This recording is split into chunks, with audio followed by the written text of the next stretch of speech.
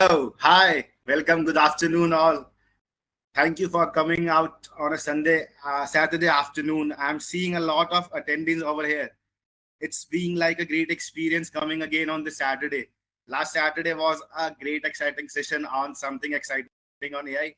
And again, we are back on something great, exciting, which is going to be on how to crack a top tier data science interview with none other than a one who is currently working as a data scientist himself. So moving forward, let's wait for another two couple of minutes. I'm seeing a lot of attendees joining in.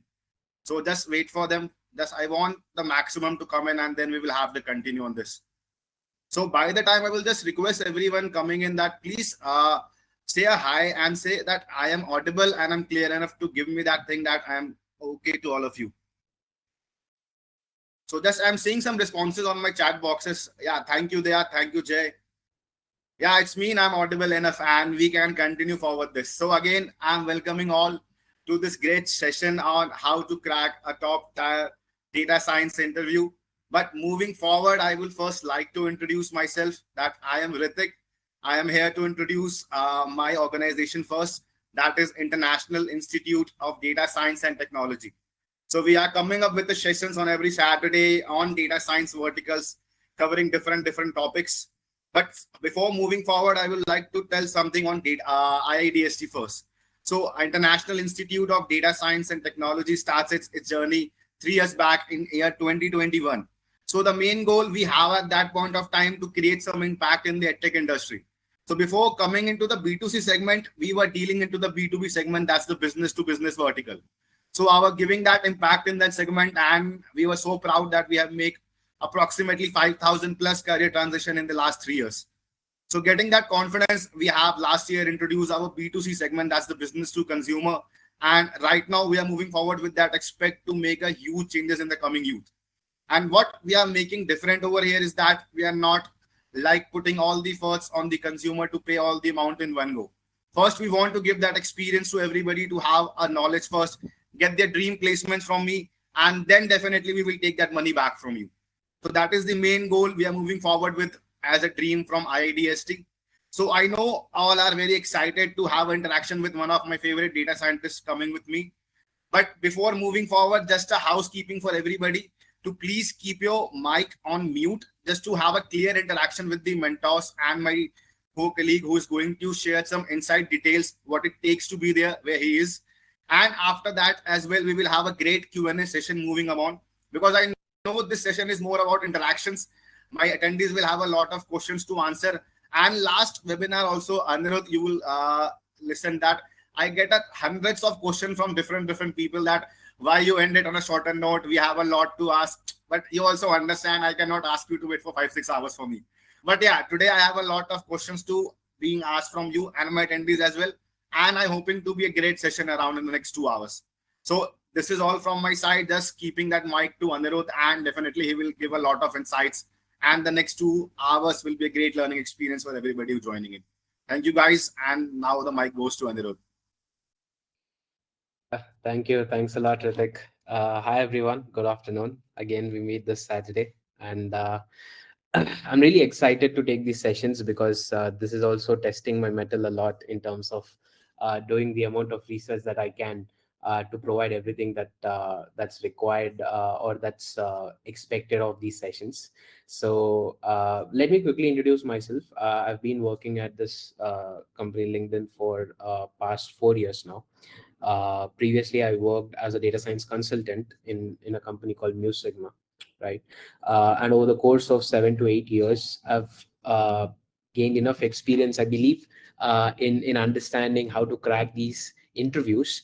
Even though I've moved only to one company from Mu Sigma to LinkedIn. That's the only one movement. But I've almost given 50 interviews, close to 50 interviews before moving into LinkedIn. And like that was my first set of interviews that I've given. And I really understood what it takes, to go through all these interviews where with each and every interview, I used to learn something new, how to answer, take suggestions from people who already given interviews. And after close to 40 to 50 interviews, I've got where most of the interviews were rejections for me, I had to learn it the hard way. At the end, I ended up with 7 to 8 offers, in which one of which was LinkedIn, and I was really happy, and I was lucky to take this offer today, right? So what I believed even back then is that I wish there was someone who can guide me through the process. What is expected out of these interviews? What kind of questions do they ask? What kind of preparation you should do, or at least have some knowledge of what these interviews are. Back then there wasn't even ChatGPT to answer any of my questions, right? So that's been my experience with interviews over the past 4 years or so. So I feel this interview, or this session will at least guide you in terms of what are all the different rounds that you can expect, and how do you have to prepare for that, and how do you have to answer for that, and some other interview etiquettes, so that you are at least informed before you do your own further research going into it, right? So without much further ado, let's start. Let me try to share my screen, and yeah, quickly you can give me a thumbs up if you are able to see my screen. Yeah, it's visible. Great. So let's start. So before heading into this concept of data science interviews, or cracking the top tier data science interviews, so the way I've prepared this is, I want to give you the pinnacle of uh, all sorts of interviews that you will generally encounter when you apply for a data science role. And this is mostly focused on two roles: data scientist and machine learning or applied ML engineer kind of a role, right? uh, there are other roles, obviously, like data analyst, business analyst, and all the other kinds of roles. All the roles, all the questions, all the types of interviews basically will be a subset of this. So I'm giving you the full end-to-end spectrum of what all you can expect. You need not necessarily have all these rounds in every interview that you go, but these are the modules that you need to prepare for, right? That's the way how I've prepared this. And before heading into all these rounds also, right, I want to give a very quick insight, or very quick you know set of pointers, like how should you have, what kind of mindset you should have when you go for a data science interview, right? So see, interview as a process is basically to understand what you know, or what you can offer to the company, right? It falls in those sections. But when it comes to data science interviews, right, it's the same thing, there's no doubt. But then when you go to, let's say, software engineering roles, right, you are questioned more on algorithms, more on coding rounds and all that stuff, right? When you enter a, let's say, product related role, right, product manager kind of a role, you are more tested on the products or the metrics that you would know in your previous company, or maybe you've researched some case studies about, and all that stuff, right? So in data science interview in general, the idea is to understand how good of a thinker you are, right? And how good of a structural thinker you are, right? And how good of a problem solver you are, right? So the kind of mindset you always have to follow by default, right? Like, for example, if you see something in an app, right, maybe a new feature got launched, right? You would have seen LinkedIn started doing some games. LinkedIn is offering games section in their website these days. Now as a person, you would be like, oh wow, that's great, let me play some games, right? That's great, that's how adoption happens.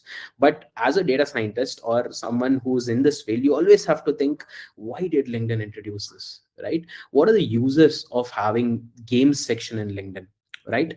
Like, how does this benefit LinkedIn as a company, right? So this is the way you always have to think whenever you see something new, something different, or anything basically in your life. So what kind of power does this give you? This will give you that deep diving capabilities. This will give you the intention behind how the company wants to grow as a product, right? And this also gives you an intention of how company wants to help its members to achieve, or to relax, or to enjoy, whatever their vision is basically, right? So that's what I wanted to start with. Always have a problem solving mindset. Whenever you see something, try to understand why that is happening, how it is happening. You have a lot of resources in front of you which you can Google and understand, but this is the default mindset. If you live your life through this mindset, it will really help you in your personal life, but also definitely when you enter the interview process, it will help you condition your brain in such a way that whenever a question is asked, you are always in the hunt to understand more and then try to deduce what exactly it is for. And that's what really helps in data science interviews, and that's what interviewers actually look in a person, right?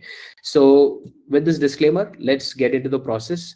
Let's try to understand the interview process as a data science, in data scientist or even ML engineering kind of roles, which are like the top two roles in data science, the top that test you a lot and also pay you a lot, right? So let's try to understand what are all the different rounds there could be, and what do they contain, how you should prepare. And I've also added some resources at the end so that you can leverage those resources to go through all these examples that you can find for these rounds, right? So as you can expect, the first is resume screening, which you all know, right? Let's try to understand more about it in the resume section, right? But the first round is resume screening. This is your first and the most important entry barrier. If you are able to cross this, then you are kind of 30% into the role, right? I'm saying 30% because there is a lot of other stuff that's going to come up next, right? Then the second most interesting thing that you would generally find these days, not just in data science, I think in most of the roles, is phone screening, right?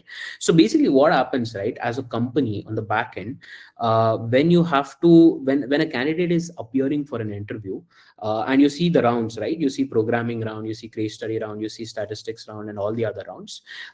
Different people are assigned to take these rounds, right? And in companies like, take LinkedIn or any other companies, right? It is not easy for me or someone else to go and interview a candidate because we already have a lot of work to do for the company, or basically our own projects that we are doing. And it is that we are taking some time off from our calendar to interview people, right? And it is not easy because it's a 1 hour interview process, and if there are job openings, you will have to do a lot of interviews, maybe in a week at least 2 to 3 interviews, and that's going to take up a lot of time of yours, right? So that's why, to ensure that the candidate is even worthy to come to LinkedIn or even basically to office, and then someone else take their interview, there is a short screening process called phone screening, right? So what happens in this round? So I'm sure resumes, we all create great resumes, and at the end of the day, we are shortlisted, right?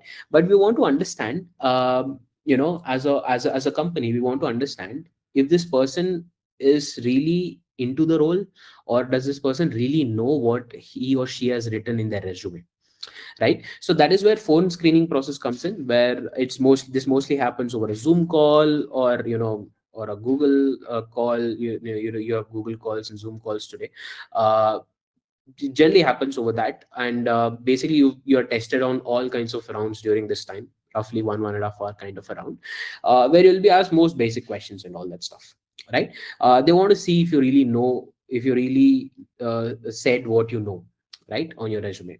So once this is also passed, this is almost like you're 50% into the role, because this is where I think these two are like a huge barriers, or you can say huge filters for filtering a lot of people out of the process, right? So once you are into the main core rounds, which I've listed later, from programming to HR round, this is where your next 50% of your interview process is being decided into, right? And these are really premium rounds, and we'll go through each one of these rounds and understand what exactly they are. But to list them out, you have a programming round, you have a case study round, you have two types of statistical rounds, which basically one is statistics and experimentation, one is statistical programming round. Then you have some generic manager and HR rounds, right? So let's get into the resume screening round or resume process, right? uh, so like I said, this is the most important one. And one thing that you need to understand whenever you're creating resumes is One thing is whatever you have learned, whatever your skills are, right? Whatever the projects you have done, right? It could be based on experience, but if you're new, you would have worked on some capstone projects from wherever you are getting your degree from, or maybe there are public data sets or public websites where you would have practiced ML problems, or you are programming, or could be anything, right? Basically the skills that you're adding in your resume, right? That's your skill set, right? Then there is obviously a set of skills that a company expects you to have, right? Ideally you will apply for the role when these two have a majority match, right? Now there is a case where the company expects some set of basic skills, but say you don't have them, right? So what happens in this process is, ideally you won't add anything in your resume because you don't know it, right?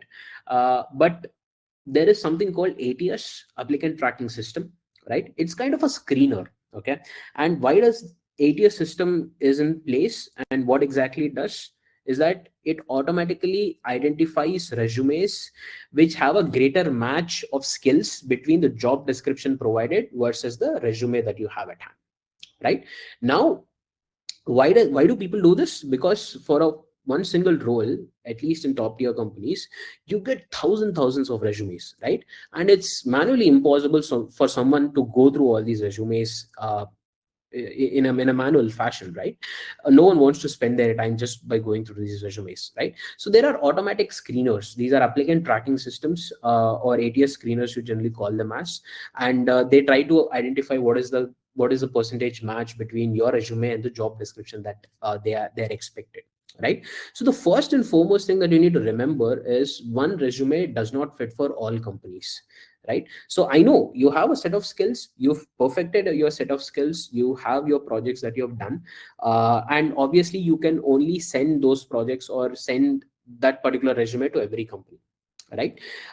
Because that's what you've done, right? But on the other hand, company is kind of expecting different kinds of keywords, right? Because this ATS, they don't know, they don't have enough context on, what do they mean in job description is the same as what do you mean in resume, right? So it always hunts for those keywords in job description, right? And you have the job description at your hand, right? Whenever you're applying, you know what the job description says. So basically you have those keywords in job description that you can see in skill section or basic qualification or preferred qualifications. They'll mention some responsibilities also in the job description, right? When you know, just see if those keywords are there in your resume or not. That's number one. Number two is, once you add that keyword in your resume, you should be confident about that, right? Either it could be the case that you know that but you haven't added it, or it could be the case that you don't know what that concept is, right? But you have to prepare for it, right? At least some basic preparation. You don't have to be an expert in that overnight, because once you apply, maybe it will take a week or 2 weeks probably before you get a call once your resume is shortlisted. So you have enough number of days where you can sit and prepare those things which are part of the job description but they are not in your skill section, right? So you've got enough time, you can prepare, at least know the basics, at least understand what it is, so that in interview when they ask you, you are at least in a position to answer whatever is there in your resume, right? And it is always important that your resume, you write only those things in your resume which you know, or which you are confident that you will prepare in by the time you get a call for the phone screening process, right? Because yeah, like I said, if you've written something, that's on you. If you if they ask a question based on your resume and you're not able to answer that, then it's a disaster, right? So obviously you should know that. So always remember, first of all, there should be a match. To have a match between job description and your resume, you always have to go through the job description and customize your resume in such a way. That's number one. Number two, if you feel there is a discrepancy, or in terms of there are skills that are you're falling short of based on the job description, try to add those skills and prepare for it. Okay, apply and prepare, or prepare and apply. Ideally I would say apply and prepare, because these jobs windows, they generally close very fast, right? So you just apply for it, write it in your resume, apply for it, and continuously prepare for that in the next 2 3 days, so that at least you know the concept of that, right? So that this way you can at least ensure that your resume is getting positively screened by ATS systems, right? And you're shortlisted in that, right? And there's one loophole that people use these days, and don't try to do that, okay? It's called white fronting, okay? Which is basically just to ensure the ATS thinks they screen, they put the skills in white color font so that it's not visible to a naked eye, but the ATS can pick it up. You know, you might screen your resume, like, you know, you might be selected for the next process, but the phone screening will completely wipe you out from this process. That's why the phone screening is also a thing in between the resume versus and the other important rounds that you'll have to go through, right? So avoid white fronting, don't do that, you'll be easily caught. And the problem with that is, once you are caught because of that, and you'll be put in a deny list for the company for next few years or something. So let's not do that. I know it's a common technique, that's why I'm just telling you guys before anyone tells you about that. uh, so yes, that's about the resume part. And then what I want to highlight is that, see, resume is the thing when you apply for a role. It screens, the ATS systems, they screen, right? But in LinkedIn, when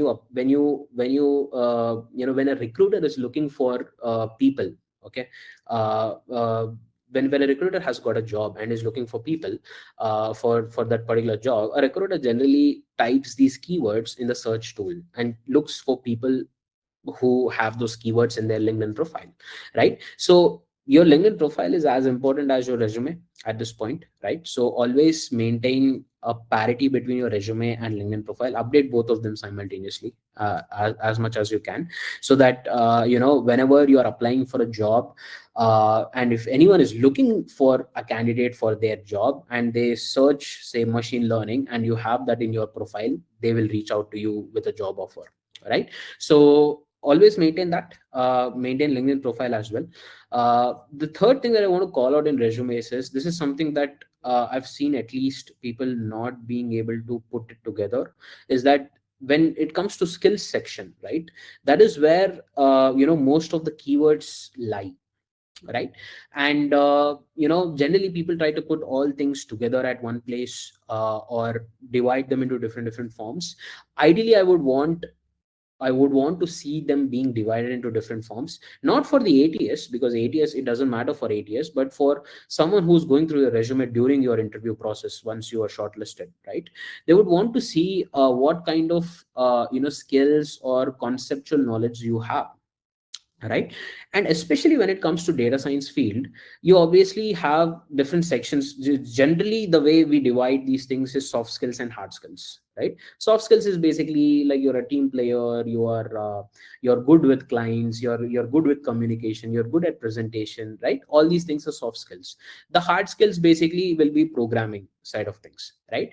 But when it comes to data science, right, it's not just about programming and soft skills, right? There's a third section which is basically mathematical concepts, or you can say data science concepts. If not mathematical, you can just say data science concepts, right? Because programming basically says, SQL, Python, maybe you would know Spark, Scala, or something else, or any other language, say Java, or maybe MongoDB, any kind of language.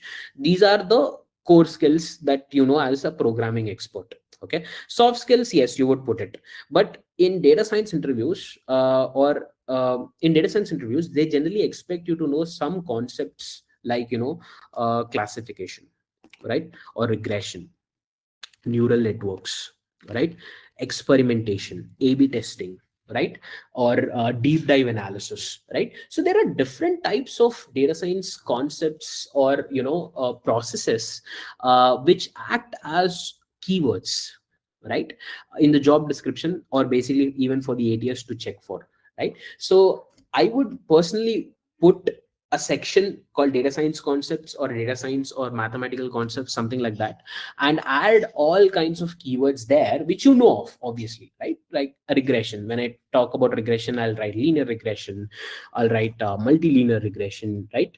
Or I would start writing about classification. I would write about Bayesian classification. I would probably write about KNN, SVM, random forest, XGBoost, right? These are all keywords. And if any company is searching for experts in these specific topics, ideally they don't do, but if they do, then your resume will be a match, right? So I would want to display my skills, add a third section there, which is soft skills, hard skills, and the third section could be the mathematical or data science concepts, right?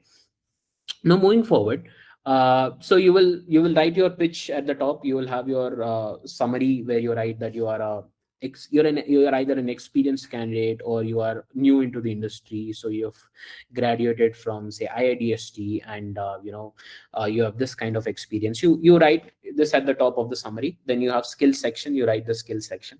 Now the most important thing is the projects, right? Now most so skills is important obviously, but how did you apply these skills in these projects is something that's also important, right?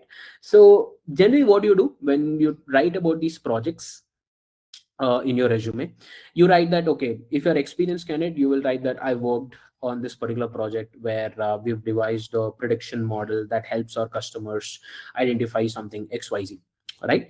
Or if you're not experienced candidate, what do? You write about the projects that you have gone through during your studies, right? Either you are taking up a course where you have practiced some problem statements, or you have some online sources like Kaggle where you have data sets and you are like a Kaggle expert where you have solved a lot of problems there, right? You are going to put all these projects, all these solutions that you have done in the form of projects, right?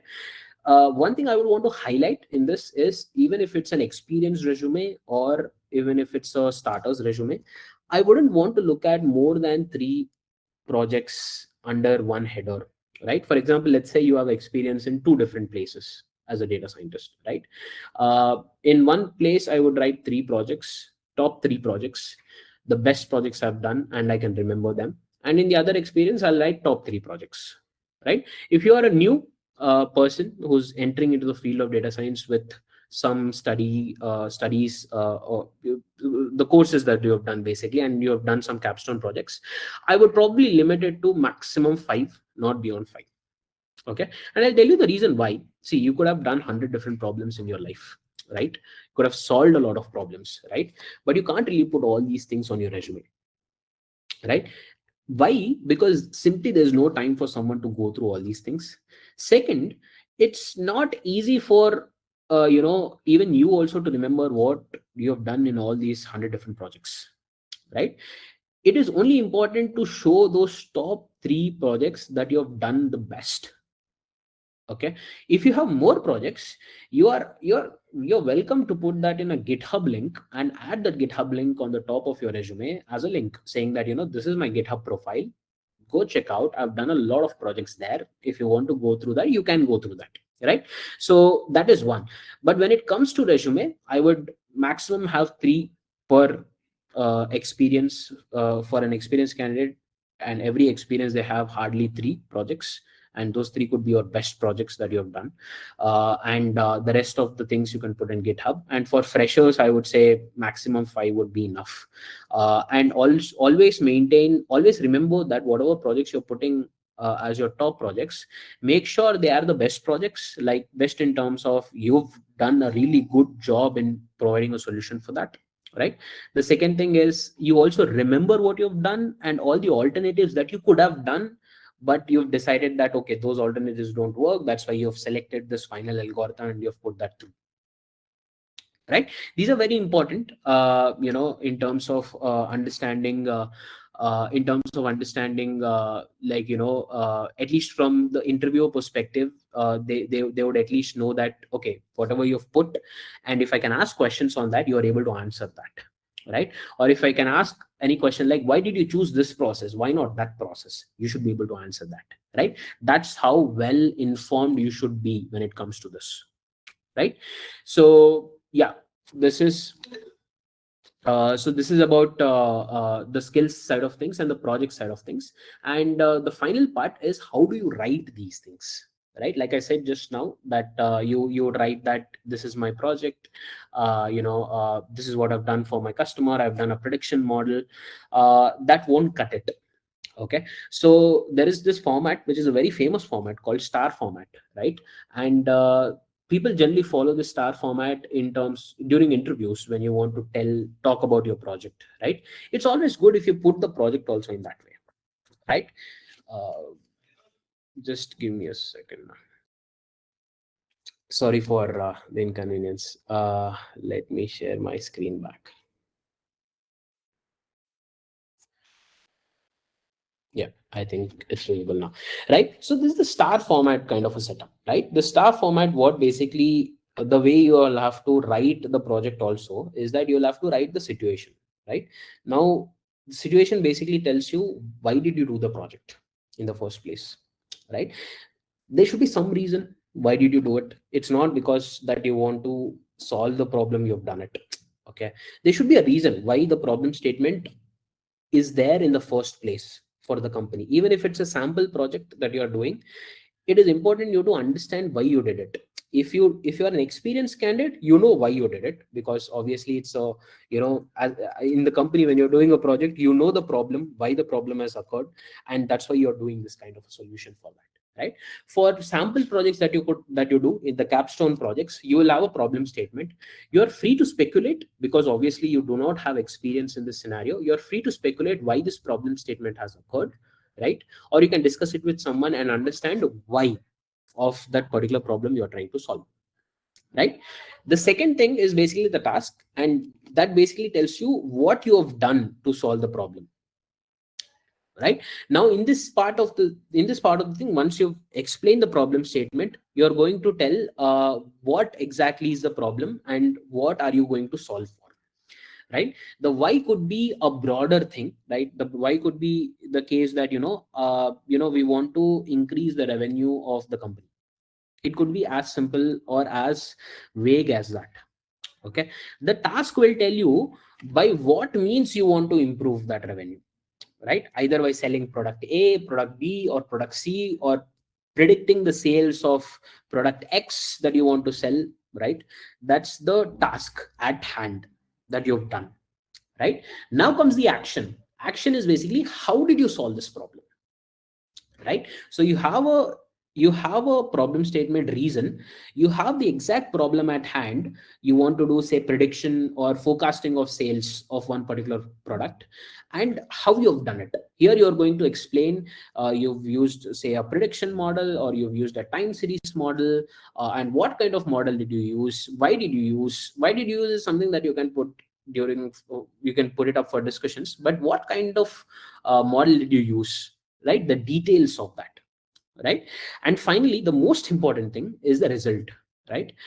You've done all these things, and if you're not able to quantify your result, quantification of result is basically showing or telling people what is the impact of the project that you've done.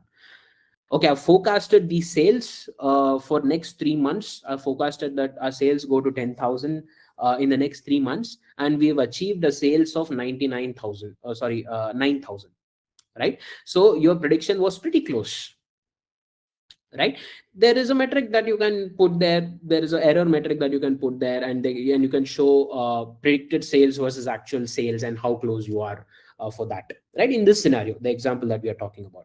But in general, when we talk about any prediction model that you have done or any dashboard that you have created, how did that help people? You have to quantify the impact, right? Without impact, interviewers don't understand that why did you do the problem, because at the end of the day, for any person or a company, impact matters a lot, right? So always try to follow this format, star format, whenever you're writing your projects. You can't write your projects in a single line, right? You have to write them at least in 2 to 3 lines, right?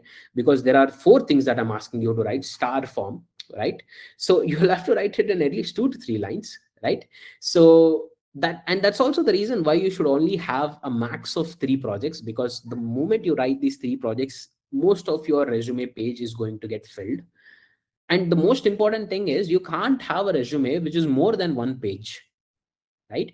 Even if it's a fresh candidate who's entering into the field of data science, even if it's an experienced candidate, if I have to prepare my resume right now, I don't want to do it more than one page because it doesn't make sense, right?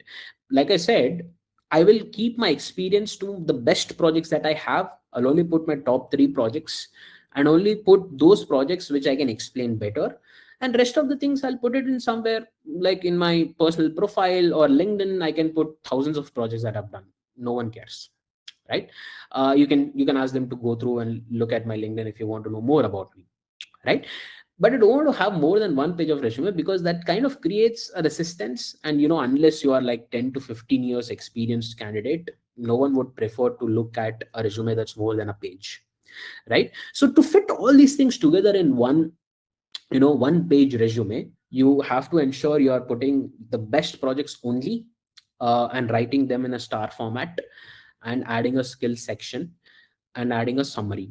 Rest all things that you want to put in your resume, the awards you've got, the let's say the awards you've got, at least are something that could be very optional. You can put, or you can choose not to put.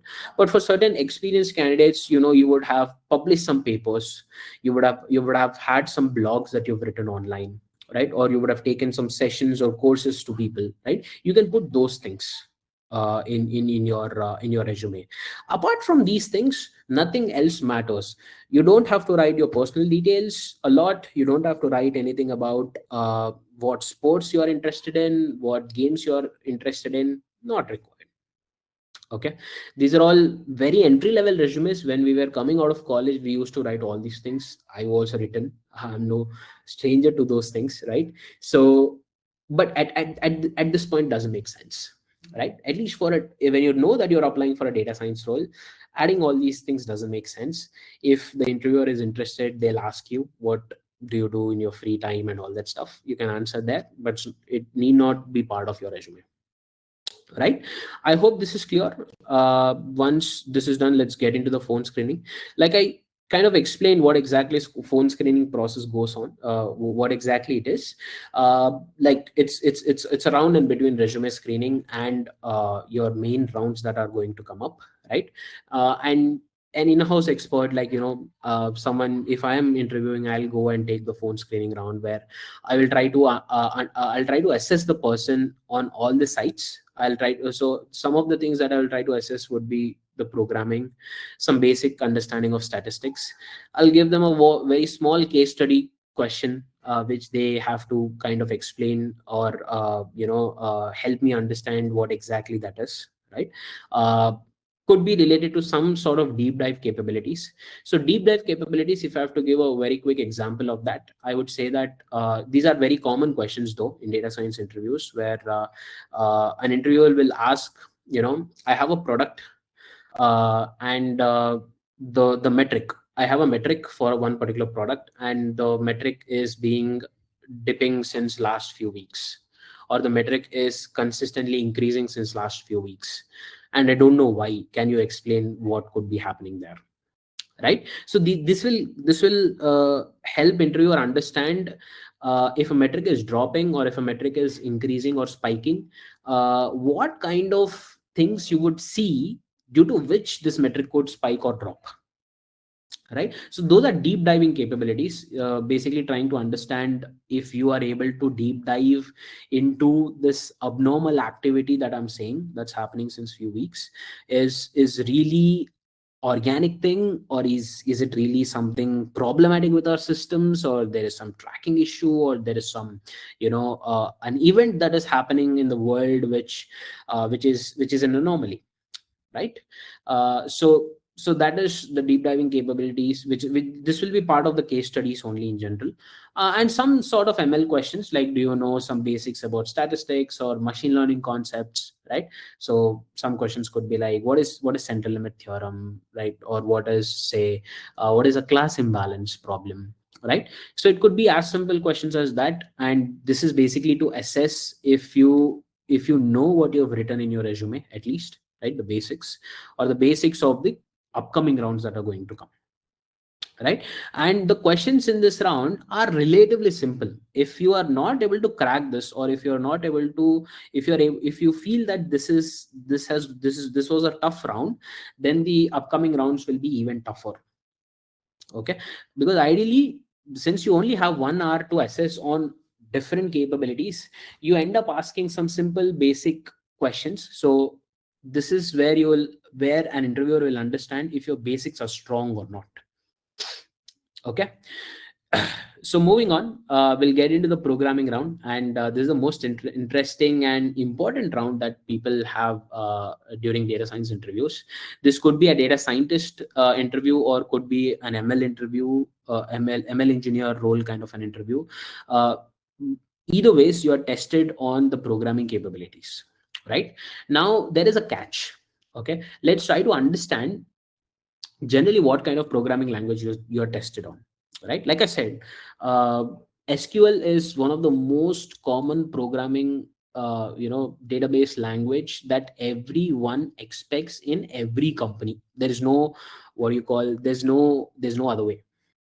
Okay, so even if you say you don't know Python, okay, even if you say you don't know Spark, let's say you don't know any other programming language, you just know SQL, you will be still hired as a business analyst or a data analyst in a company.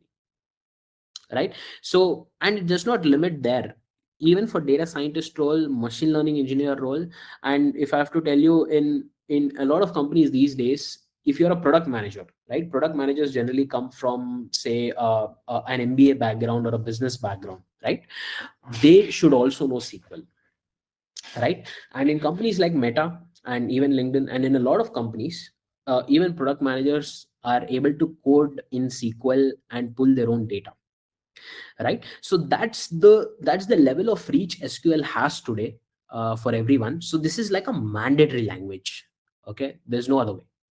Okay, so, okay, now the SQL is sorted. Now there are other languages like Python is the next most important language when it comes to especially solving ML problems. Right, so yeah, so Python is another language that you can that you have to know, which comes next to SQL, obviously. And then Spark, Scala, these are languages that you can it's kind of optional if you are entering in the field, or if you are in a tier 1 or tier 2 role, basically data scientist or senior data scientist. You are expected to, it's okay if you don't know Spark also, it's fine. But the ideal expectations are SQL and Python.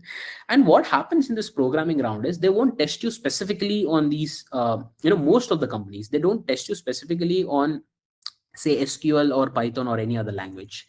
They'll give you a question. Okay, they'll give you a dummy data set. Okay, and you're expected to solve this in any language that you know well.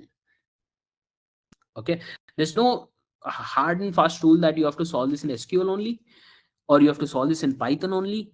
Right, you can solve it in any language that you know well.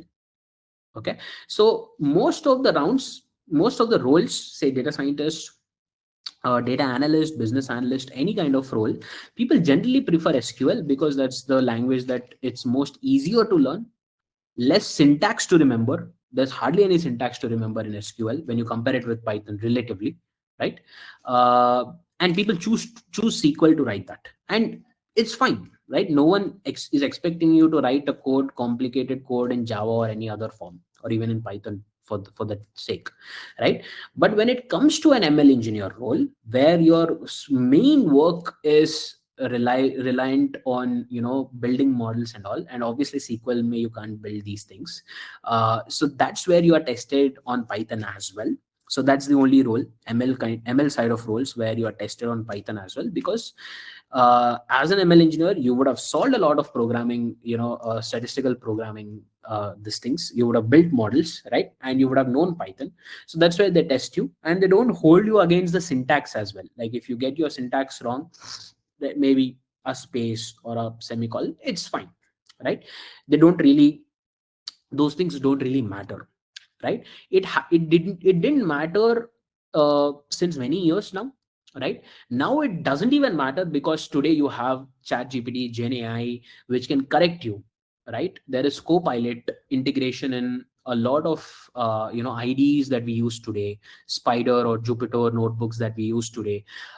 There is Copilot integration where if you make a mistake, Copilot tells you that you've made a mistake, a syntax mistake, right? So syntactical errors are, people don't really worry about that today, right? So all you have to do in this round is, okay, one call out is for SQL, they expect you to write the syntax also correct, because like I said, SQL syntax is not that, what do you call, it's not that a lot of things to remember. There's hardly 10 to 12 different types of keywords that you have to remember. That's it. I think maybe 15 keywords that you have to remember.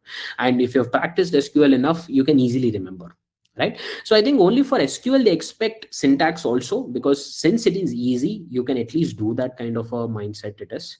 But for Python, Spark, and any other things, they don't really expect the exact syntax. They only expect you to, solve the problem at least in an algorithmic fashion, right? Now, what do I mean by algorithmic fashion? It means that if I've given you a problem and a dummy table, you should be able to explain me that, okay, first I'll filter this from this particular table, then I use this particular column to join with this particular table, and then on this particular key I will join, and I will do this kind of select operations on that. So that's algorithmically telling. You're just telling in plain English words, right, with some level of expertise in terms of how do you join, what do you filter, what do you group by, what is the process, what is the step-by-step process that you're going to follow, right? So that is the thing that they expect, and that is exactly what I was talking about, the problem solving capability, right?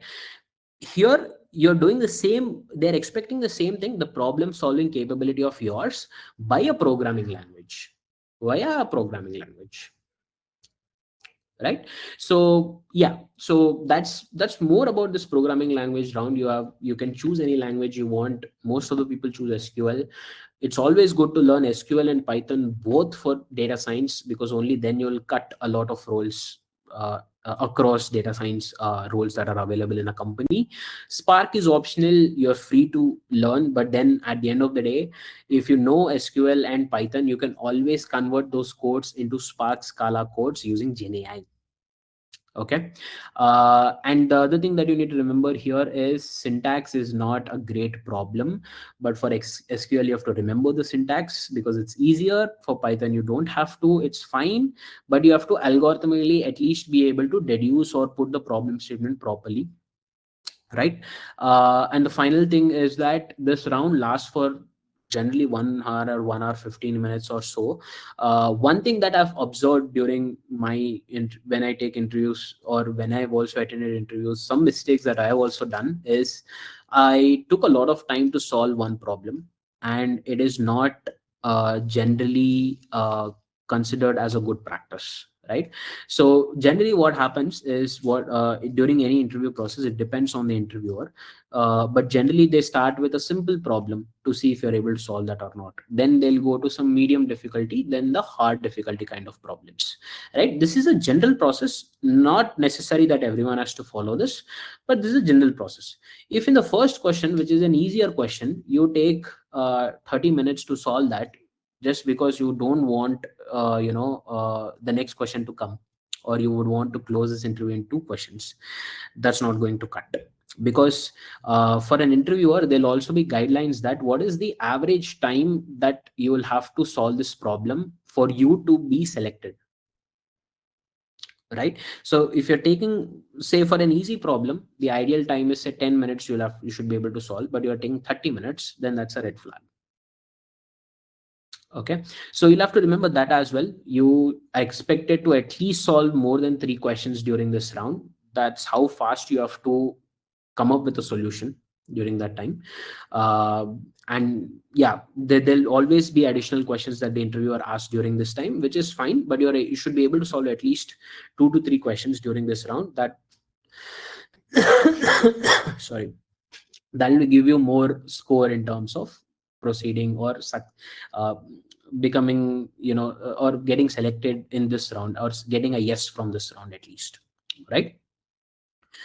Let's get into case study round. Now, case study round is one of the most anticipated, or most creative, or the round where you are expected to be the most structural thinker, like a problem solver. All kinds of things will be tested. Previously what we have tested is the same thing by via a coding round, but now you are being tested in the case study round on actual problem statements, right? These are like the problem statements coming straight up from the companies, what they have witnessed or what they had to go through. They will probably use the same thing, right? uh, what happens in this round is interviewer generally provides you with a scenario, right? It could be related to one of their products, and the expectation is that you first understand what is the question.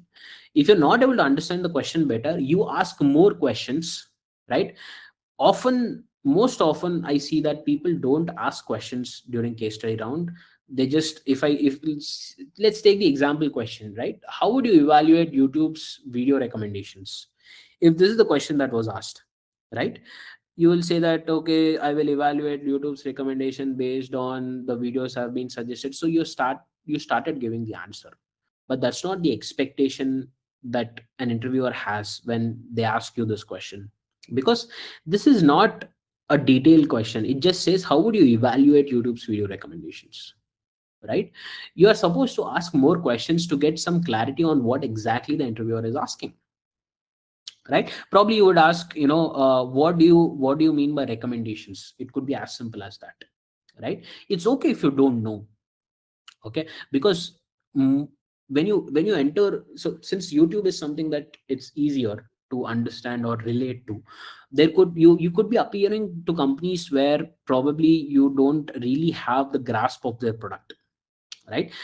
One thing that you'll have to remember is, whenever you're appearing for an interview, it is always good to go through their website and understand what products do they sell, okay, and get some idea or perspective on what kind of operations this particular product goes through, from the creation stage to the adoption stage, and at the end of the day monitoring, like where it starts to rake in some money, right? You'll have to understand this, but more often than not you wouldn't have time to go through everything, right? So it's okay if you don't understand something from the question asked, but you'll have to at least ask this question to the interviewer, like, what do you mean by video recommendations? Okay, when you say video recommendations, let's say we relate to YouTube a lot, right? So let's say you can ask questions like, when you say video recommendations, do you consider the full length videos or do you consider YouTube shorts as well, right?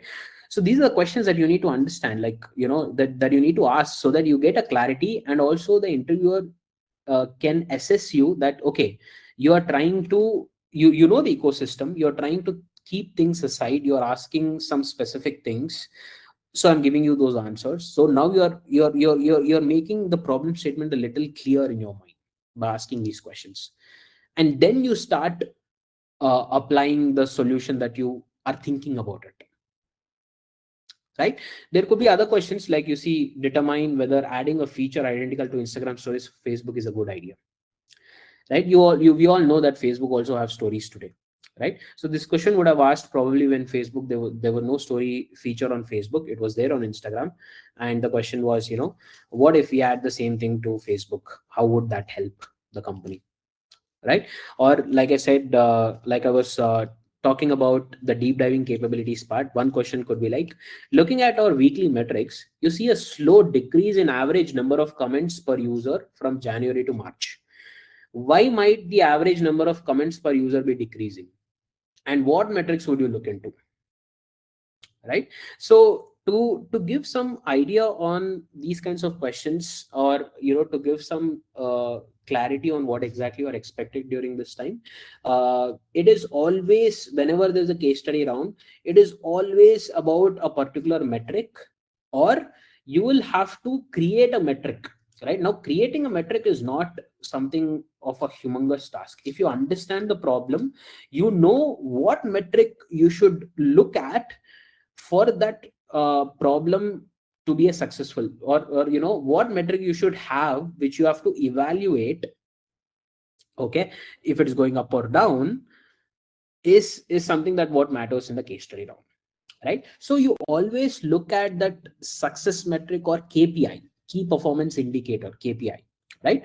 It's always about a metric, right? So in the entire problem that you have when it comes to YouTube's video recommendations, right? If you have to talk about that, right? uh, See, when you open YouTube, based on your activity, there are certain video recommendations that you get, right? So at the top page you would get some four videos, and four videos, maybe four more videos, like 12 videos, right? If you scroll down, you will see more, right? So one of the success metrics for YouTube to understand if their video recommendations are good or not is they would want to see the number of clicks you've done on the recommended videos in the top banner versus the recommended videos in the bottom banner, right? Let's say you've watched 1,000 videos, and out of 1,000 videos, say 800 videos you've watched which were placed in the top four, or top line of four videos, or middle line of four videos. If you're selecting those videos to watch out of all the videos, and this percentage is higher, then it means that their recommendation is so good that you're not even scrolling down. Okay, or you're scrolling down but you're doing a very less scrolling down, right? You're hardly doing any scrolling, right? So that's how they can evaluate that, okay, if this is what's happening, then the YouTube's video recommendation is a great success for them, right? So you see what we have done, we've come up with a metric.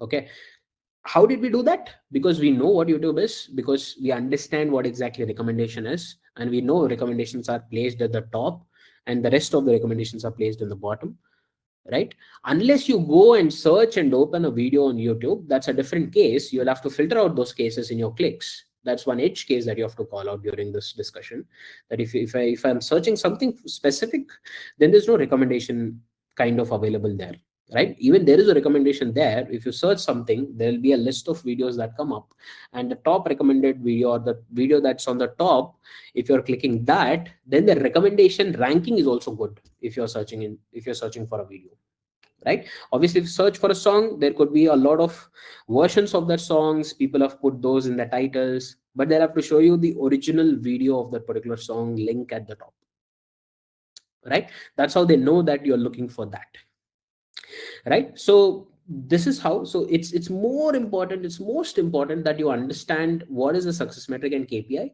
And how do you understand this? Either by knowing their product beforehand, right? Or in this case, you know what YouTube does, that's why I've given that example, or even Facebook does, right? But if you're going into a company where you don't know, at least get some idea on what exactly they do. That's number one. Number two, if you don't understand, ask questions, as many questions as you want, right? Take a paper, take a pen, write it down. No one's going to say anything. You don't have to remember everything, you have to write it down. It's good to write down, right? Now, once you are able to get a clarity on the question, once you're able to understand what exactly the question is, work on the solutioning aspect, right? Now when you're working on the solutioning aspect, you can think, okay, say your solution is structured in the form of step 1 to step 9.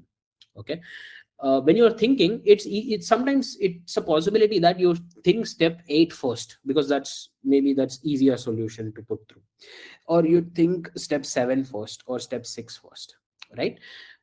What you'll have to do is you have to put all these things on a paper, arrange them in an order so that there is a data story that you are telling through. Okay, now what do I mean by data story? The data story, basically what does it mean is, when you're trying to pitch or present something, right, you should follow a story. Now what that story is, it's not like the movie stories that we generally tell, where you set up a character, then you introduce a plot twist, and then you show the climax, right? This is how a movie story goes on. But when it comes to data storytelling, it's kind of quite the other way. Okay, you have to start by telling what is your success, or basically you have to reveal your climax right at the start, and then kind of show how you worked for it, right? There is a reason for that, but the general reason for that, at least in case study or presentations, is that you would want your executive summary to be at the top, which basically means that uh, everyone won't have 1 hour of time to go through your presentation, right? They just have to understand what is the executive summary. It's 2 o'clock. Right? What have you achieved by this project? What is the lift that you have seen? What is the success that you have seen? And some of the people, they can leave, which is basically, you can call them as executives. That's why it's called executive summary. Some, in companies like in companies like us, you have a lot of CEOs or directors who will go through your presentations, right? And they don't have enough time in their busy schedule to go through entire your 1 hour presentation. They only would want to see, this is the product, this is the feature, if it is a success or not by whatever the experiments you have done on that, right? So that's why data storytelling is a little different, at least in this perspective. Even in the case study round, when you're trying to tell, you try to explain how this will be a success, and then you can build a story on top of that, saying, this is what I do, this is what I do, this is what I do, right? So you write everything on a paper. It could be in different forms. Then you put it in a proper data story format, which is basically step 1, step 2, step 3, step 4. This is how I will do, and finally achieve this. And when you say finally achieve this, pick that and put it at the top. That is basically your data storytelling point or concept. Okay. I've listed some resources at the end for this. There are some sites, there are some links where you can go through these examples of case studies and how to answer them and all. So let's check that when please check that during your free time whenever you go through, right? We'll go through the other rounds that are there. So like obviously case study round will try to understand your problem solving or behavioral capabilities, how you are trying to explain or how you are trying to understand and how you are trying to understand the customer, so that you are building a solution around your customer and not the other way around. Okay. So when it comes to this kind of round where it is about statistics and experimentation, again, this kind of round is mostly asked for data scientist or AIML rounds, right? Because statistics is the core of data science, right? And I'll tell you about experimentation, but statistics is a core about data science, and it is important for a data scientist or an ML engineer to know some basics about statistics, right? So this round could be in a way that they can ask you some basic questions about statistics, like for example, what is center limit theorem, what is p-value. Okay. Or there could be questions something like, if I toss a coin 4 times in a row, what is the probability that I get 3 heads and 1 tail? These kinds of questions can also be there, right? So and there could be much more beyond this. Like for example, if you see, there's another question that I've added here. What do you think the distribution of time spent per day on Facebook looks like? What metrics would you use to use to describe that distribution, right? So this is not a direct question. This is a question that's connected to a product, but it is testing your statistical capabilities, right? It's testing your knowledge about distributions. It's testing your knowledge about what do you mean by time spent per day on Facebook. Is it in minutes? Is it in hours? Is it in seconds? Right? It could be in the form of a real life example like this. It could be a direct question like, what is p-value? What is probability? What is mean, median, and mode? What is a center limit theorem? Right? It could be direct questions like this as well, right? So statistics round tries to identify or assess a person, if this person is good in their basic concepts of statistics and some advanced level statistics as well, which is basically the machine learning concepts, where you would be asked questions like, what is the class imbalance problem? How do you clean the data, right? Can you explain me what XGBoost does exactly? Can you explain me what neural networks does exactly? Can you explain what is Gen AI, right? What is the gaga that's going about Gen AI? Do you know what's happening in the backend of Gen AI? Can you explain that, right? These are like not exactly statistics, but these are like the concepts of ML concepts or AI ML concepts. Basically, they will assess you if you really know what's happening in the backend, or the mathematical part of it that's happening in the backend, or do you know the process that's happening in the backend, right? Those kinds of questions you will encounter during this round. And most often than not, statistics can be a single round in itself, which lasts for an hour. All these rounds last for 1 hour max, sometimes more than 1 hour, right? Statistics can be a round in itself, and experimentation can be a round in itself. There could be two rounds in this, or they can mix these two into a single round, right? Now, what exactly is experimentation, also called A/B testing, is a process in which, if you want to say you want to launch a new feature, right? Or the most common example that people generally give in this kind of thing is, let's say, I'm sure you would have seen, what do you call, Uber app, right? You would have used Uber app, right? And in Uber, whenever you are searching for a ride and then you're not getting a ride, right, you want to cancel it, right? When you cancel it, you it will give you two options: cancel the ride or continue searching.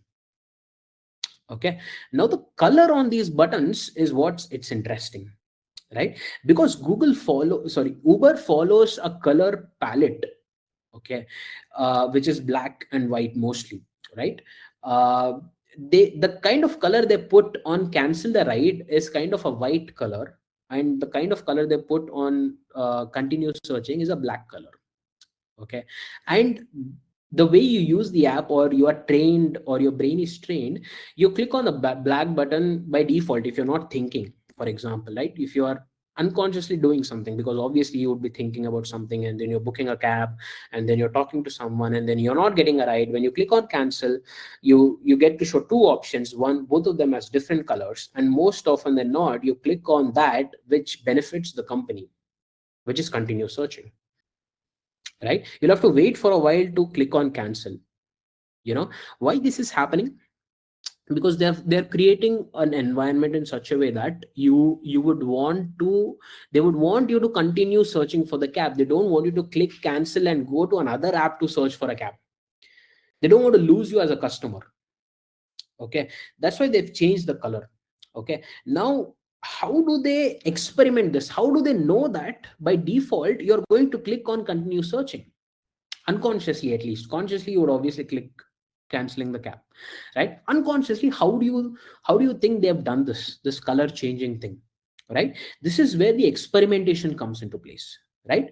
So what do they do in these experimentation kind of setups is that they create different UIs for different people, right? So they could have created one particular UI where the black button is on cancel the cab, cancel the booking, and another UI where the black button is on continue booking, right? And let's say the white button, or the other the other kind of colored button is on the either side of those two things, right? Now you have created two different UIs, and you are randomly asking, say, 1,000 people to use this kind of UI. You are giving them an update.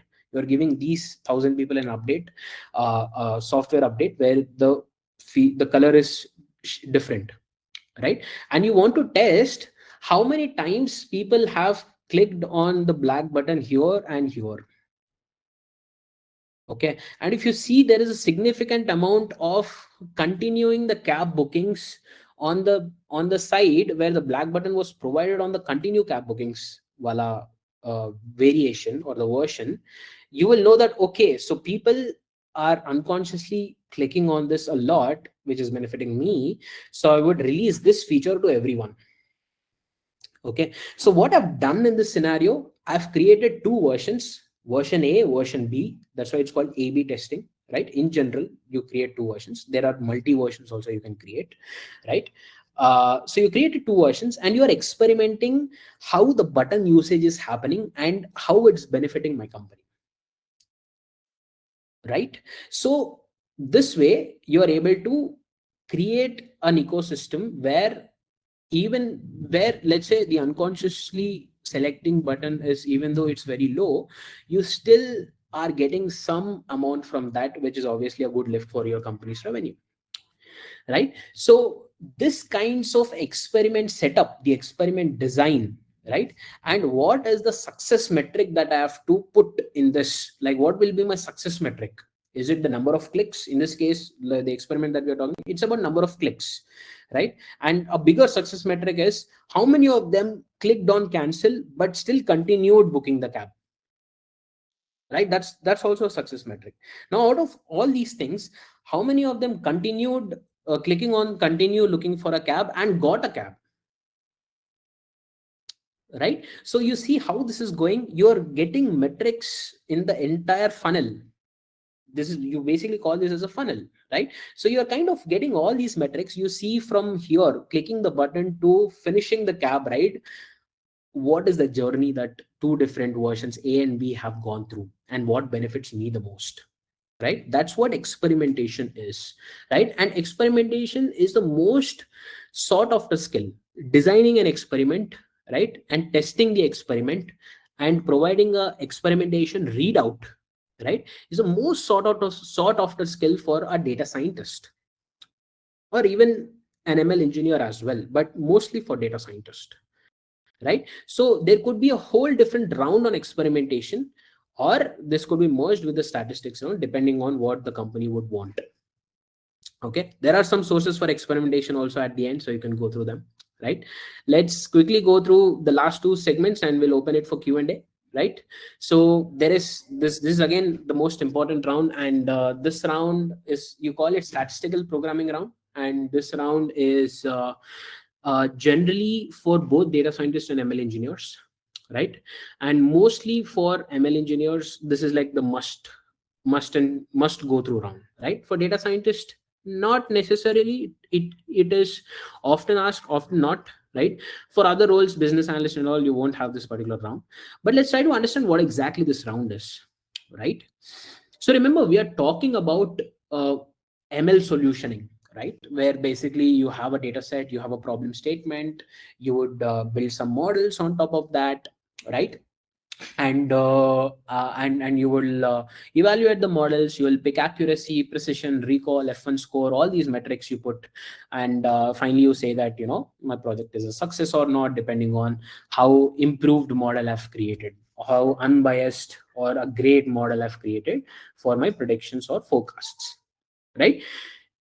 You would have some GitHub examples. You would have done these projects in your capstone projects, or your or even in your experience and all. But as an interviewer, I would want to understand if you remember what all steps you do, right? You don't have to code in this. You don't have to write any Python syntax, like what exactly you've done or something like that, right? If you've done enough problems, you remember what that syntax is also, because most common syntaxes you would use in this, you would use pandas, you would use numpy, you would use sklearn, right? You would use a lot of scikit-learn packages and all.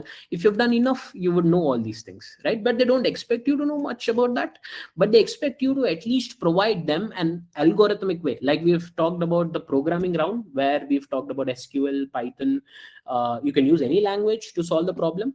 Here they expect you to provide an end-to-end ML solutioning based on a question that they ask, to at least provide them with an algorithmic way of telling, okay, what will you do first when I give you this question and this data set?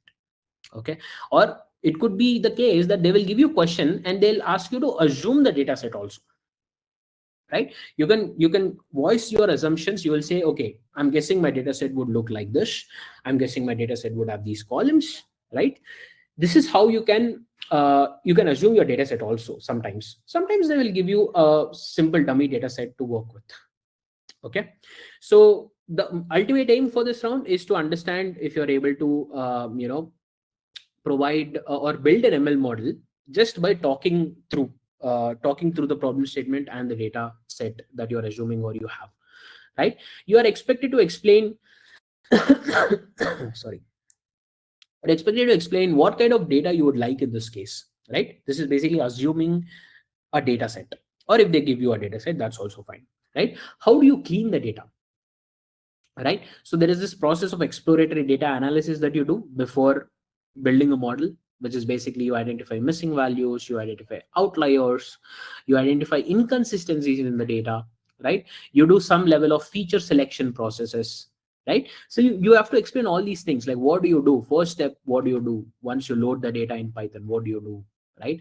The next step, what do you do, how do you treat missing values, what are the different methods by which you treat missing values, right? If you say okay, if you've answered that, then you say, okay, now I'm going to do outlier treatment. Another question is, how do you treat outliers, what is the method for that, right?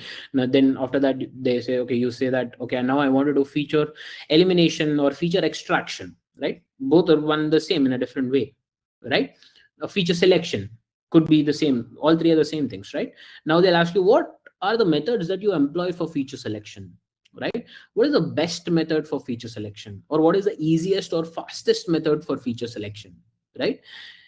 So you explain them the problem step by step, and in between they will ask you questions like this, where they try to test your knowledge on what are the different methods you know about that concept. Okay, and this goes on for 1 hour, the same thing. You'll have to explain, say if there is class imbalance and you're trying to classification project, you have to tell what is a class imbalance problem. You have to tell how do you split your training test data. You have to tell what models will you apply, right? You have to tell how do you evaluate these models, right? You have to tell what metric you have to optimize for. You have to, should you optimize for accuracy or precision or recall or F1 score, or if it is a regression problem, what kind of error metrics you have to optimize for. If it's a forecasting problem, what kind of error metrics you have to optimize for, right? So they'll expect you to tell end-to-end solutioning, and in between they'll ask you questions about the concept which you have to speak about, and then uh, go back to your solutioning, right? So this kind of tests your conceptual knowledge on machine learning, AI, everything basically, about devising an ML solution, right? So one example I've given, I guess, in this case is fake profiles on Facebook are increasing day by day. How do you tackle this situation effectively, right? This question is as vague as it can be. So you'll have to ask questions, more questions, like when you say, how do you tackle this? Should I can we do this? Can we do this manually, or do you want me to build an ML solution for this? Then they'll say, okay, yeah, maybe build an ML solution. Then you will start, okay, this is what I'll do first. First, I'll identify my data set where I have some profiles. Some profiles will be tagged as real profiles, some profiles will be tagged as fake profiles, right? Now I'll try to understand what different features these fake profiles have, so that I can differentiate using these features what is a real profile and a fake profile.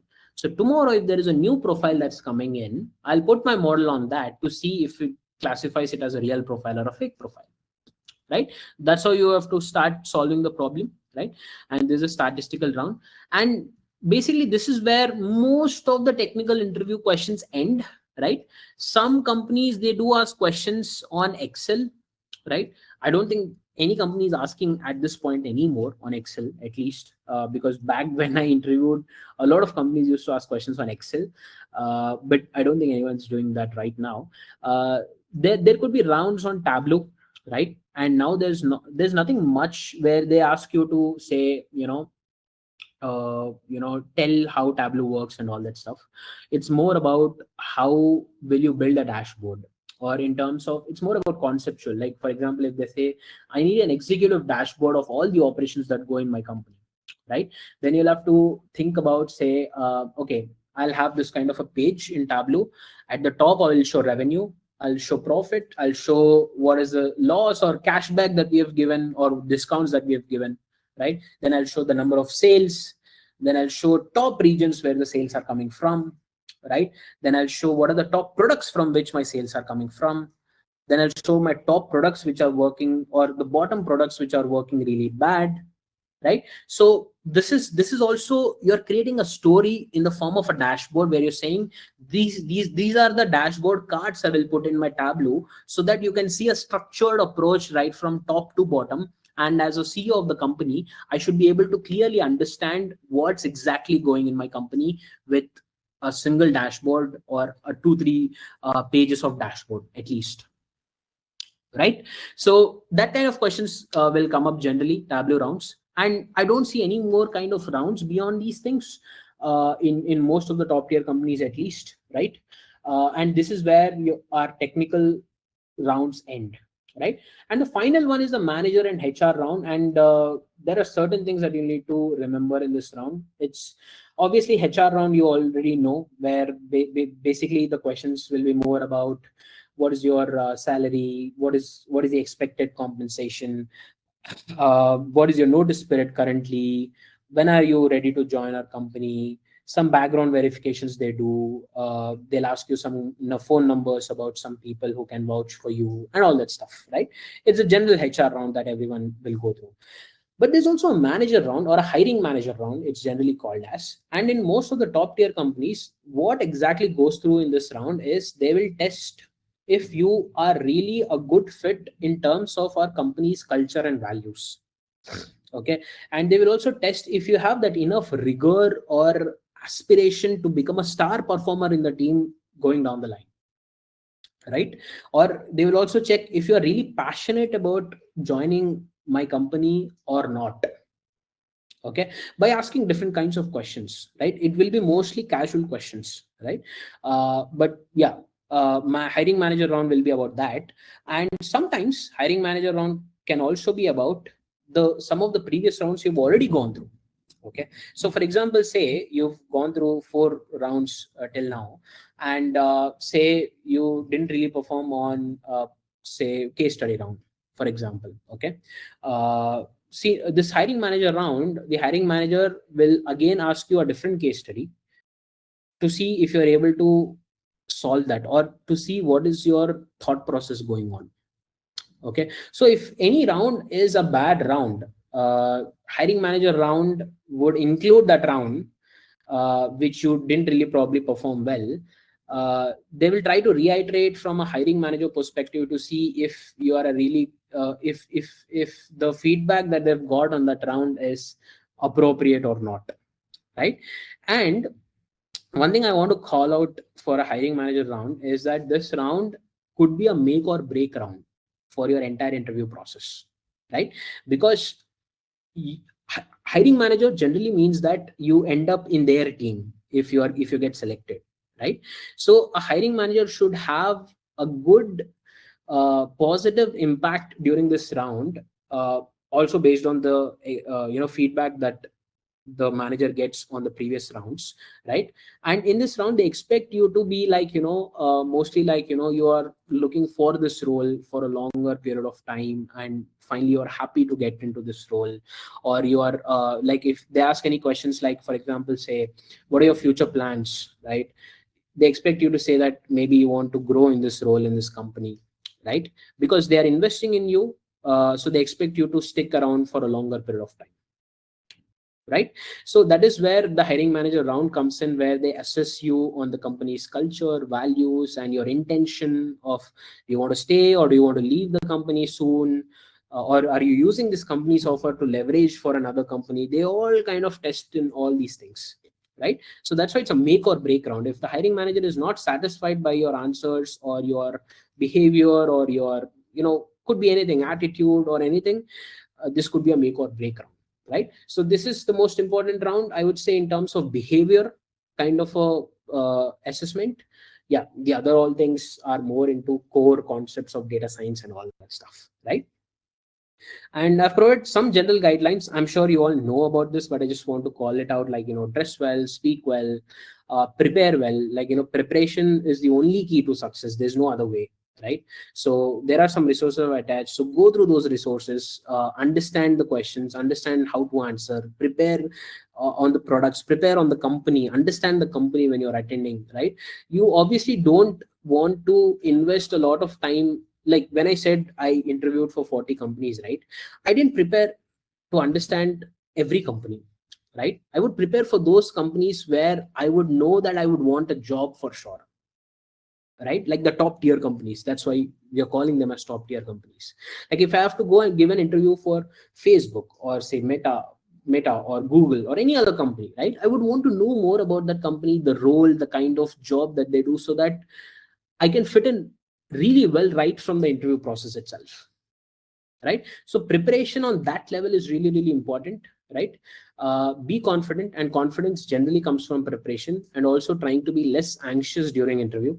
I know we all have cold feet during interviews. Even when I attend an interview now, I feel a little tensed. But that should not consume your brain in terms of like the anxiety or whatever that we feel during the interviews. It cannot consume your brain so much so that you can't answer the question, right?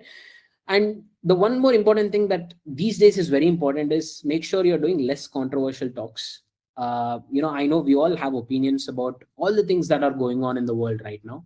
But when there is a casual conversation going on with an interviewer, let's say at some point, right, during the interview process or between the interview process, it's always good to not provide an opinion on the current hot topics that are going on. Anything that's going on in the world right now, people are sensitive to a lot of topics, and you don't know the other person. So either refrain from talking about these personal opinions during the interviews whenever there's a casual conversation going on, right? Or you can just give a neutral response saying that maybe you're not following that topic well enough, so you cannot really comment, or you can decline to comment. Okay, it's better not to share an opinion during these times, right? So yeah, these are some of the interview resources I've put together. You have for resumes, like I said, to get one page of resumes, you don't have to sit and format. You have a lot of sites like Canva, Credle, Visual CV, which can help you build resumes for you. You just have to add the content. Programming, I'm sure you know about Lead Code and HackerRank. Code Academy and Data Camp are two other things that you can know. For ML problems, I'm sure you know Kaggle. And Analytics Vidya and Google Colab. Analytics Vidya has got a lot of blogs where you can learn about coding, the concepts behind and all, right? Case studies, again, you have Analytics Vidya, interview query, Medium articles where you can understand what companies are doing by following their company pages in that, right? And for experimentation, you obviously have LinkedIn Learning, and then you have Optimizely is a website, Optimizely knowledge base. It's a very good website for A/B testing. And you have other sites like Khan Academy and VW blog. So yeah, I think I'll stop it here and I'll take questions. I hope this is informational at this point, right? Absolutely, absolutely. Thank you, Anirudh, for all the great insights. So I believe a lot of questions are already been answered, because that was the insights which is coming from someone who's working with LinkedIn. And I totally believe LinkedIn is a platform which everybody uses to apply for a job interview and have that third party thing that LinkedIn will be helping them to place them in a good company. And keeping it from someone who's working over there, that means a lot to everybody who have joined in. So let's start with the Q&A. That's a lot of questions have been asked in the past before itself. So I will just with the very basic question which Himanshu asked, that how to apply for the companies and how to choose the companies, because there are a lot of companies available and there are different roles. And data science is not a specific role where you can choose. There are certain tools which you get advanced into. There are certain tools which you don't know. So how to categorize which companies to fall in and how to apply for that roles?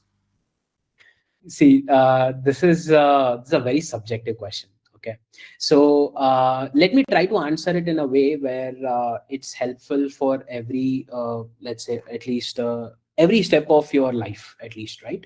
So, say, let's talk about someone who's entering into the field of data science. Okay, the idea of entering into the field of data science basically tells you, or basically tells anyone that you're preparing for data science interviews, or you've learned data science concepts and now you are ready to apply them in real life for a company, right? At this stage, it doesn't matter what company you're applying for, because you're looking for experience, you're looking for a real life on hand company experience where you can work with different partners, right? There, you ideally, I would say, you shouldn't have any specific industry that you would want to join, ideally. Okay, now again, there could be cases that you are very much into, say, tech industry, which obviously, because tech industries pay a lot, they have a lot of infra to work on data science projects and all, and you are like, my dream company is LinkedIn, or I want to join Microsoft or Google or Facebook, right? You can obviously apply for that in that way based on your passion, right? But for an entry, someone who's entering into the field, I would generally suggest, don't try to choose the company, but choose the role. Okay, now when you come to the role, roles, like I said, there are very different roles. You have data analyst role, you have business analyst role, you have business intelligence engineer kind of a role in Amazon, you have data scientist role, then you have AI/ML applied engineer roles, right? And then there is research engineer roles, right? So there are various, so there's also data engineering roles, right? So there are various roles when you talk about big data and data science together, right? Now the kind of rounds that I've walked you through will work for all the things that I've just mentioned, yeah, barring maybe research role, because research role asks for someone who's a PhD in AI/ML, who's like highly expert in that. But ML applied ML engineer roles or ML engineer roles, this the set of roles that you're going through would be enough, right? And most likely the data scientist and AI/ML engineer roles are the most sought after, high paid, top bracket jobs, right? So if you're aiming for that, and I would want you to aim for that, right? Because that's like the pinnacle of data science today. uh, so I would say you can aim for that, but then obviously when you're getting roles like business analyst, data analyst, don't be in a state that these are useless roles. Okay. uh, Maybe they pay less, maybe the kind of work that you do would be different, but you will at least have an exposure as an entry level data science guy into a company. And once you're into the company, you can always switch roles, or maybe find a mentor in data science as a data scientist or an ML engineer. Find a mentor, work with them, and you can upskill in a very real time fashion within the job, right? Now when it comes to an experienced person, for example, if I have to choose any industry, I would want to choose tech, because I've been in tech for a long period of time. I would want to choose a tech platform. In future, let's say say tech is going down, or maybe they're not hiring much, I'm happy to choose any other industry, right? Because at the end of the day, the kind of skill that you possess, which is data science skills, or as a data scientist, it cuts through every industry, every role, every department, every segment. There's no limit. Okay. So it's all about, what do you want? Do you want good money, good work life balance, new experience in an industry, new department where you want to challenge yourself or test your skills to a next level? Yeah, it depends on that. So it's a very subjective thing, but yeah, maybe we can discuss more if it's a personal one on one. Yeah. Absolutely, absolutely. That, because that totally depends upon the individual how they want to carry forward to and which industry they are best into. So there is certain questions from two of three attendees that they are in a certain dilemma, that at the current stage where they are earning 10 12 lakh rupees, so they have both the opportunities, either to work for a big giants coming from an S&P 500, or to choose a startup who is raising $1 billion funding. Which career path they should choose in to go forward, either the startup or someone who have already been a band from last 10 20 years? This is an age-old question, right? Because I know this is not this is a great dilemma, right? And everyone at certain stage, they get into this kind of dilemma, and I'll tell you the reason why, and I'm sure you also know. But basically, when you get into a business like an S&P 500 company, any top tier company, which is like running the stock prices, or is listed company, basically we are talking about, right? It's all about the work life balance that you look for, the kind of experience you get in a well established company you look for, right? So let's try to put this in this way. Okay. If you attended the AI replacing human session, or maybe I can give us very quick highlight on that, is that we've talked about something like, the jobs that are more on a ground level are going to go away, and you're going to work on more premium solutions, or becoming a premium solution expert going forward, right? So that's the difference that you see in a product industry versus a startup. A startup is also product, could be a product industry, but you can say well established industry and a startup. In a startup, you might be hired as a data scientist, but you are expected to do other jobs as well, right? Because either because they don't really have a barrier in terms of job roles and responsibilities, because they're a startup, right? You might get paid more in startups, as a fixed salary because they're not even listed probably at that point, right?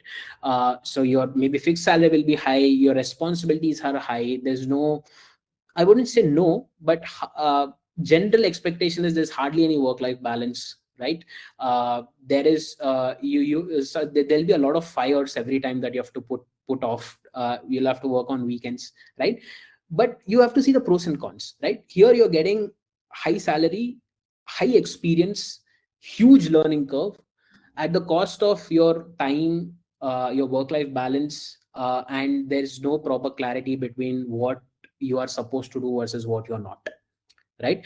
In the product side, it's very similar. Here your fixed salary would be a little less, but you'll get stocks compensated by that, right? Your role will be more clearer, right?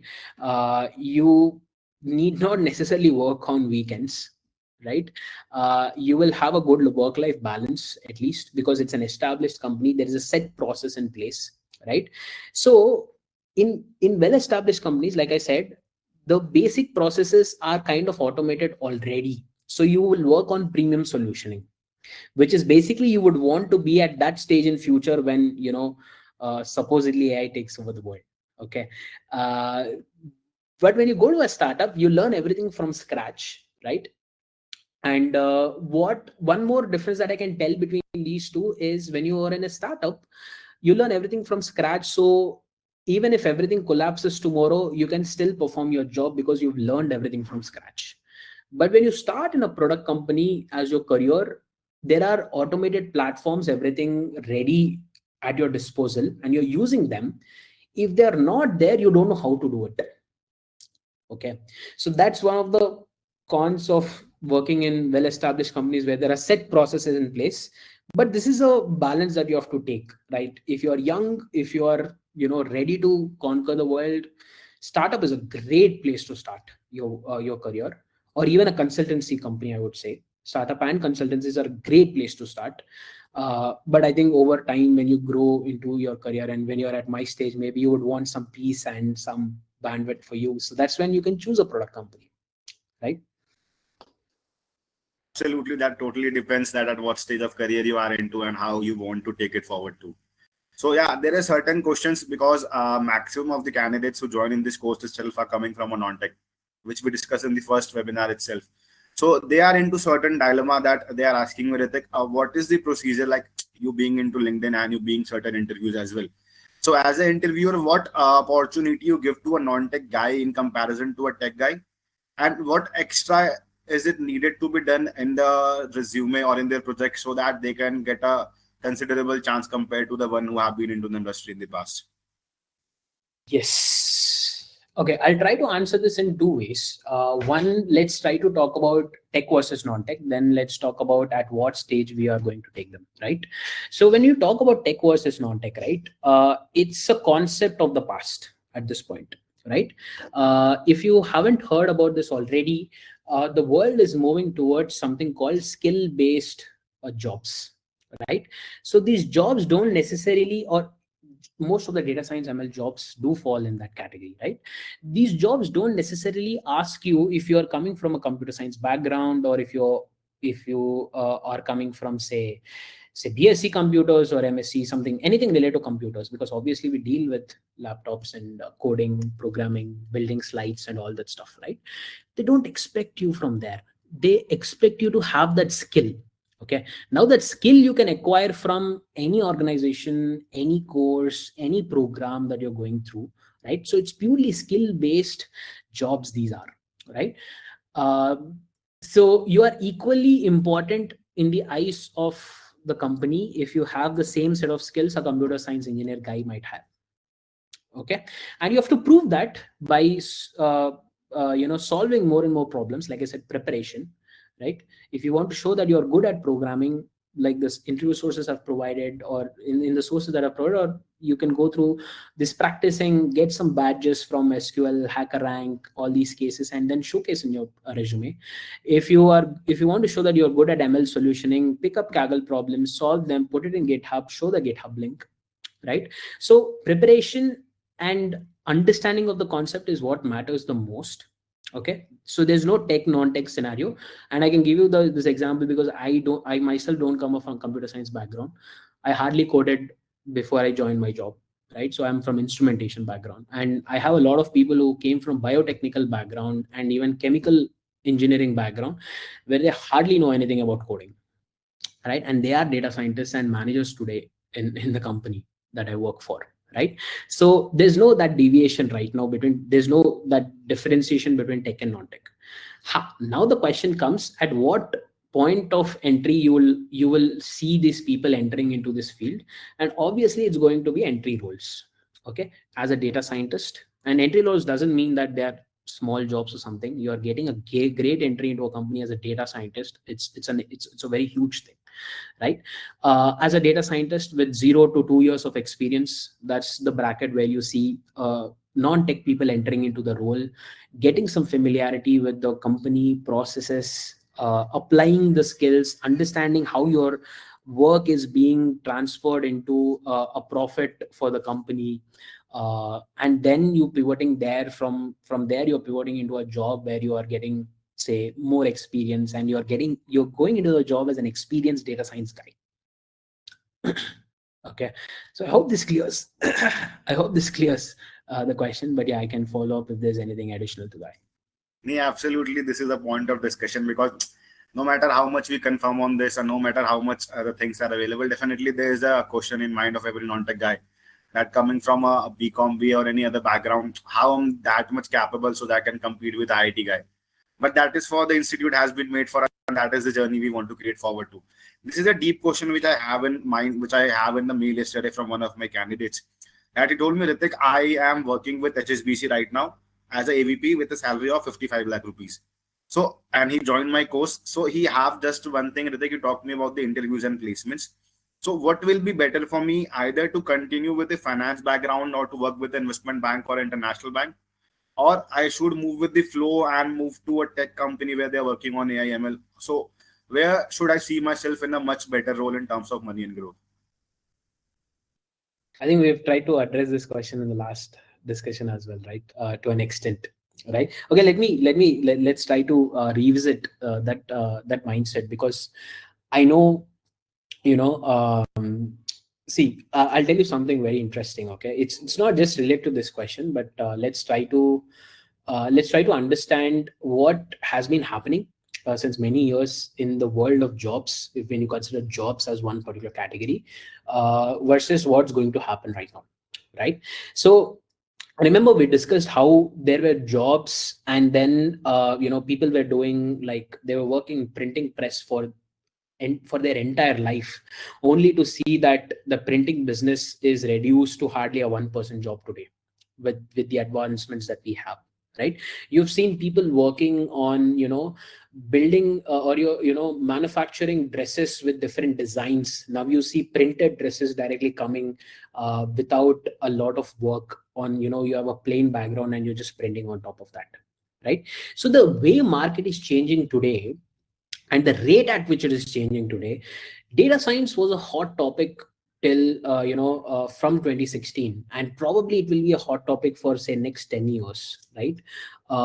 Maybe something else will come up, right? So if you already are an experienced person in one particular field, right? So what I want to tell by this is, if you're already experienced in one particular field, uh, I wouldn't want you to switch just because it's trending, because this can lose trend in future, right? It could be any time in the future. Now, Gen AI is picking a lot of stuff which we are doing, which even partly data scientists are doing today, right? So, as I said, it's only going to become premium. And when the jobs become more premium, you're expected to know you're expected to be a subject matter expert in the industry, right? And if you're already one of the subject matter expert, it is important for you to continue in the field, but leverage the technology in your processes and jobs, right? So for that, you don't have to switch into the AI world. I would say, understand what's going in the AI world and how you can apply that. Sorry. And understand how you can apply that in your job, right? So that you can reach more steps ahead and become something like a decision maker for your company or an important executive in your company, right? So yeah, like going forward there could be a lot of other jobs that would come in, but I would suggest if you are an SME, you are in a great role actually. You just have to know how to use technology and leverage so that you can uh, either improve the productivity or improve the cost for the company, or at least save some money for the company in that way, right? I hope that Absolutely, absolutely. Because if you are a certain level, definitely it had taken your blood and sweat to be there. So it's not at all important to switch that role in a single second, keeping the fact that AI will replace you. Definitely it will or not, we don't know. But yeah, we have to be updated by the facts that how things are moving and how it's going to be better for us. exactly. Yeah, you like if you have to answer that, right? I think Nokia is one of the best examples. If you understand case study of Absolutely. Nokia, right? Yeah. It was a leading cell phone manufacturer till Apple have come up with non-keypad phones, and Nokia simply didn't want to create non-keypad phones, right? They just did not go with the trend and they lost the game, right? So yeah, like Nokia could have started the same trend that Apple was doing, right? Or At maybe least, Samsung. or maybe Samsung was doing at that point, right? Which is basically like the, if I've translated into your question, it's more like, you know, you would want to go into the same game. Yeah, it makes sense to an extent, right? But you know, it's important you leverage that artifact or that feature in your particular role so that it improves your let's say in the Nokia's case, it would have improved, it would have at least let Nokia be in the game of cell phone manufacturers, you know, in the world of Apple and Samsung today, right? So yeah, I can think of that example. So yeah, leverage. Absolutely. It Yeah. will add in a great insight on this. And because I personally believe that you are best at something at certain point of time. But that does not mean that it's going to be sustained for your whole life. You always have to believe that changes are required and that needs to be done at certain point to be at that certain level we want to be. So keeping that thing alive and just ending the session, I just have a last question because you're coming from LinkedIn. So this is from personal insight. I want to ask him that the main entry point which we start the session is the resume building and the shortlisting process. And as we all know that there are AI tempos which are there that HRs don't have to look at the resumes, there are tempo setting which automatically deactivates or rejects CVs at the very first point. So any certain keywords you wish to add in, any certain pointers, exact pointers which a candidate can add in the resume, so that the AI can rectify that and at least it can move to the resume to the HR that he can have a look or something. Hmm. So okay, so when it comes to data science interviews, right? I can probably show my profile.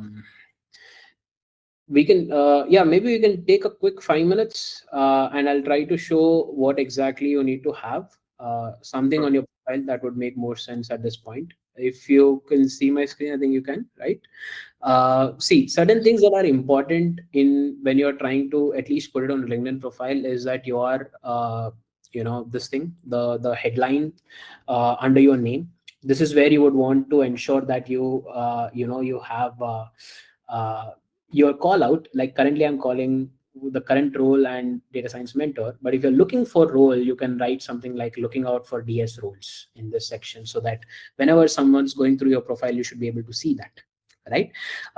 Then there are other things, for example, the about section, right? See, about section, what I tried to do is I've tried to put a quick summary of what I've done, what companies I've worked for, what technologies I know, and a simple pitch, right?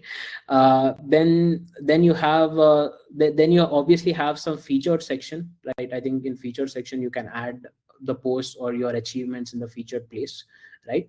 And I think the main point is where we want to add the keywords, especially in this area, right? So I worked in this past company in two different roles, and for each role I've added what all things I've worked on, right? And this is where you would want to add your keywords. For example, if you see here, I've added a set of you know, knee based knn support vector machines. All these are the names of classification techniques that I've used in that project, in that company, right? These are the keywords, right? Now let's say if I pick a random keyword, say support vector machines, right? And if I have to search support vector machines and Bangalore, and data scientist. Okay, this is how recruiters generally search, and you see people list here who would have added the same details in there. So this person has got Bangalore as a keyword, right? So that's why this person's data and also has got data scientist. And I'm sure if I open this and see somewhere, if it says support vector machines, I think I should find somewhere if this person has added support vector machine as a skill or as a detail in their in their profile, right? So this is how in general the keyword search in LinkedIn works, right? So it's important for you to add as many keywords as possible. So if any recruiter is searching something like this, if they're looking for a data scientist in Bangalore with 7 years of experience or something like that, they get some profiles at the top, and you have to make sure that it's your profile that's coming up there.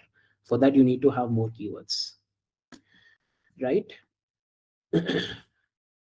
So yeah, this is where you need to add the keyword section, and obviously at the end you'll have to add your skills are very important. These skills also work as keywords in the search, so ensure that in skills you're adding all kinds of keywords, and ensure that you're also getting some recommendations from people that you worked with, so that this is like a testament that you worked with people and they had positive impact in your life, or in their life. You've had a positive impact on them, right? So yeah, this is a very quick crash course on how to set up a profile. I mean, there's a lot to do in these things, but yeah, at least I'm sure you've got some idea on where to put the keywords. And again, what keywords is basically mostly the conceptual keywords that we are working about and all. That could be a little subjective or whatever you prepared for, but you have to remember that in the entire LinkedIn profile, wherever you put the keyword, that is visible in the search bar. Basically in the search bar, if you search, the keyword is visible there. So this is basically what you're doing, is you're doing a kind of an SEO kind of an operation here, right? Like an SEO happens in Google, where you try to push your link at the top of the Google search results. Similarly, you're doing it for your profile in this case. Okay, great. So I also have some idea how to look for some better opportunities on LinkedIn and how to get the insights and views of the HRs. And similarly goes for my attendees.